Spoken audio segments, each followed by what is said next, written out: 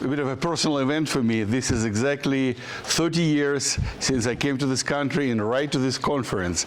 It was in San Diego in 1994. So thank you for coming. Enjoy your food. Try to learn something. I hope you will. And I will pass it to our first speaker, Melissa Olster. She is the laboratory manager for Credence Energy. So that's a company that does very difficult sample that's going to show it to you. She used to be, before that, with Baker Hughes. She plays piano in addition to managing the lab and doing other projects, and violin, and enjoys hiking and some other activities. Am I close? You're very close. Okay, please.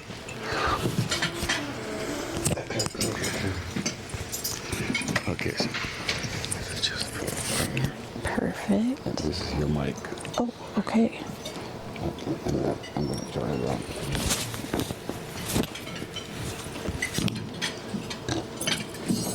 Well, good morning, everybody. I'm so happy to be here. When I left my hometown, it was -60 Fahrenheit. And so I'm happy to be here for the camaraderie and also for the weather. So just really, really glad to be here today. About 12 years ago is when my career started in analytics and ICP-OES, and I left beautiful Montana for another kind of beautiful in North Dakota.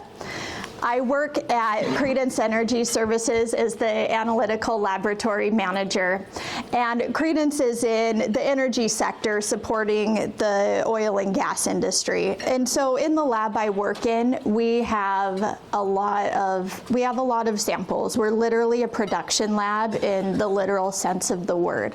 So we're running anywhere from 2,500 to 3,000 ICP samples each month. And part of Credence's, what's made Credence so successful to this point is the analytical team's responsiveness to getting the samples back so we can make real-time decisions with that data. If we're not getting it back for a month or two, the data is pretty much irrelevant at that point. So we need to hit this 5-day turnaround time. You can see, so the bottom slide is our trend from 2023 of trying to hit that turnaround time of 5 days. This is one of the important components of these water samples is phosphorus. And if we were just detecting phosphorus in that part per billion level, it would be okay. However, we're throwing in 250 to 300,000 total dissolved solids. So it's very heavy water. And we've got 80,000 parts per million of sodium, 20,000 parts per million of calcium, 10,000 parts per million of potassium. So it makes it a very challenging matrix to be able to detect the phosphorus in there.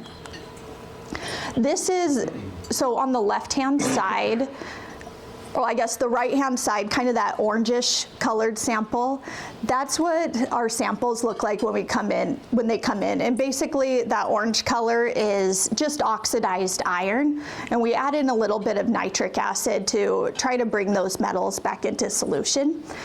And sometimes there is so much salt, and typically sodium chloride, that it's literally falling out of the water. And you can see that in the photo on the left.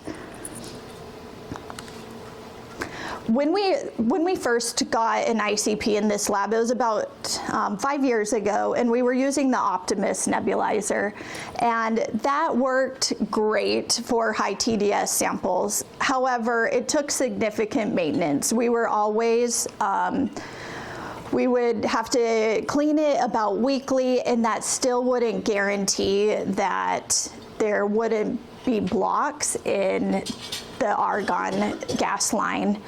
One important component of running these high TDS samples is the argon humidifier, and that just keeps moisture running through that line and hopefully making sure it doesn't get a block in it.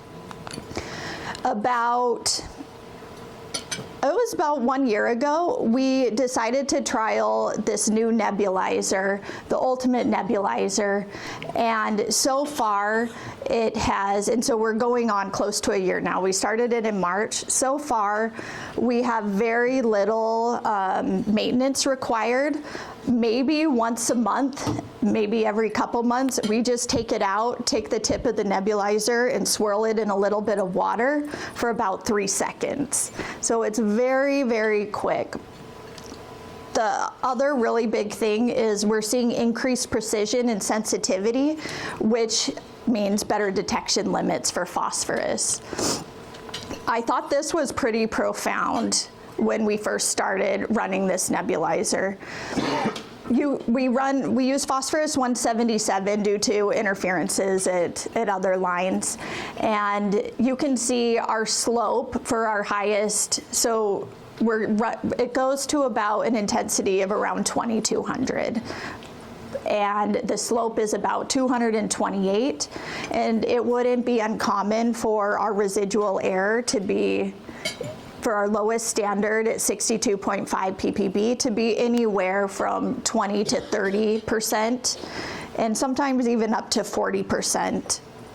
And when we switched to the Ultimate Nebulizer, you can see that it drastically increased our slope. We went up about 300%.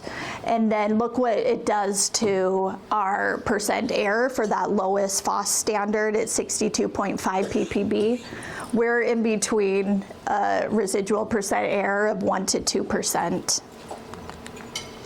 So what this means for our lab is less maintenance, right? The lab is always the money sucker and not the money maker. And so people are hesitant to give us more resources, right? So we can do more with less by switching to this nebulizer.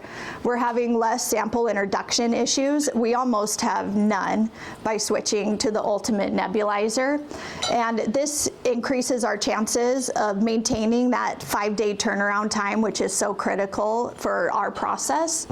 It allows us to be more responsive to our customers, and it decreases the occurrences of these oil and gas wells failing, which makes our customers happy because it saves them money.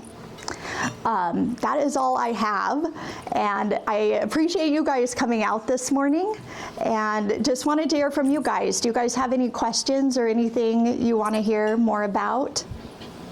I know it's early. Okay.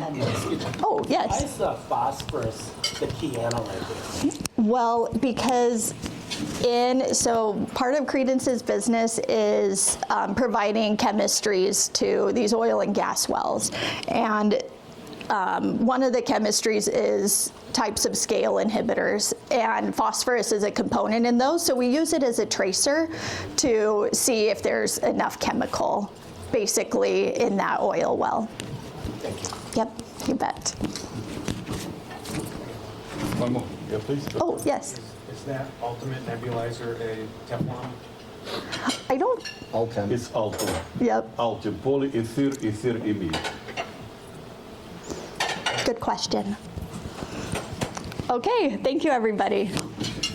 Melissa, thank you. I'm sorry. I will challenge her, right in the presentation, but she did well. Thank you.